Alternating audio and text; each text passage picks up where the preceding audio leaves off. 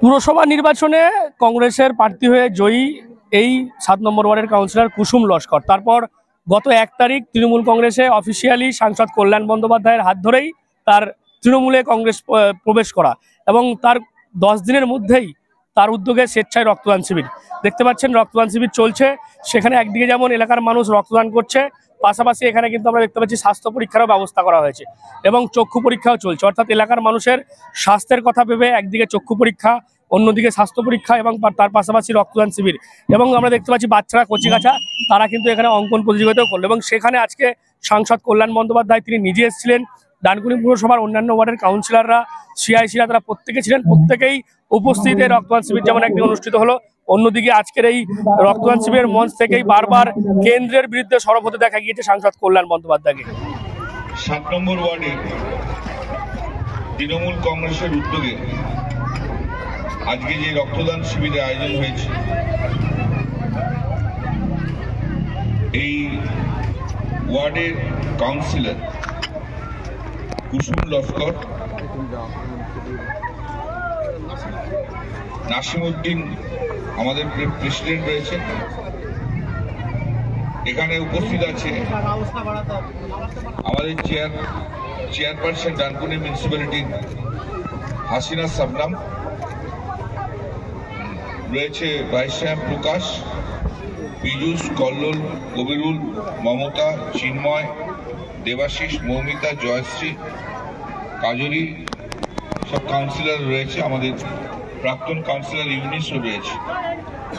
আমি প্রথমত আন্তরিকভাবে ধন্যবাদ জানাই যে এই ওয়ার্ড থেকে এই রক্তদান শিবিরের আয়োজন করার জন্য। আর লিখে রাখুন, এই যতগুলো গেছে এমপি বিজেপির থেকে, এই 31শে জানুয়ারি থেকে 9 ফেব্রুয়ারি পর্যন্ত আমাদের সেশন আছে। ওই বিজেপির এমপি গুলো না এই শেষবারের মতো যাবে পশ্চিম বাংলা থেকে, এরপর আর যেতে পারবে না।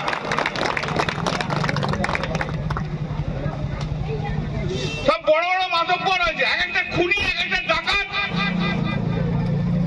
এক একজন তুই নির্বাচনে যেতে না, শুধু দেখি টেলিভিশনে গান দিয়ে যাচ্ছে একটার পর একটা। কেউ কেউ আবার বলছে ওনারা কোর্টে যান। আরে আমরা কোর্টে যাই না তোমাদের মতো, আমরা থাকি ভোটে। ভোটে এসো ক্ষমতা থাকে, কোর্টে কেন এত? আমরা থাকি ভোটে, মানুষের সঙ্গে, মানুষের পাশে সারা বছর ধরে আমরা থাকি।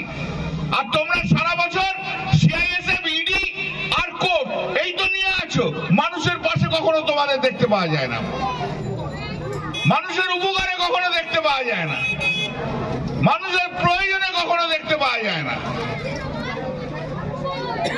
যোগ্যতম উত্তর দিতে হবে। আগামী নির্বাচনে যোগ্যতম উত্তর দিতে হবে।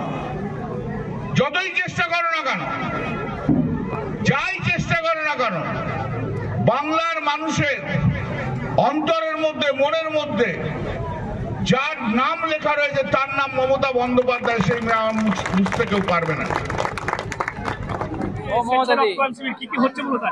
আজ রক্তদানের সঙ্গে আছে চক্ষু পরীক্ষা বিনামূল্যে রক্ত, সুগার, থাইরয়েড, প্রেসার পরীক্ষা এবং বসে আঁকা প্রতিযোগিতা বাচ্চাদের জন্য। মানে এই রক্তের চাহিদা মেটাতে কি এই উদ্যোগ নেওয়া হয়? হ্যাঁ, অবশ্যই রক্তের চাহিদা মেটানোর জন্য উদ্যোগ নেওয়া আমার ওয়ার্ডের এই দল থেকে, মানে তৃণমূল কংগ্রেসের এই থেকে প্রথম প্রোগ্রাম এই রক্তদানটা।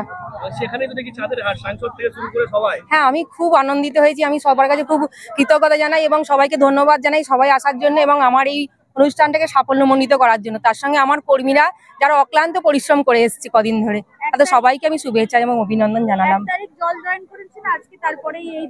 হ্যাঁ, খুব তড়িঘড়ি এবং খুব শর্ট টাইমের মধ্যে খুব আয়োজন করা, তাই হয়তো একটু ভুল ত্রুটি হতেও পারে, তাই সবার কাছে মার্জনা চাইছি এবং প্রোগ্রামটা সবাই আসার জন্য আমি সবাইকে অসংখ্য ধন্যবাদ জানাচ্ছি। বিধায়ক আসবেন, আমাকে ফোনে জানিয়েছেন, উনি আসবেন বলেছেন।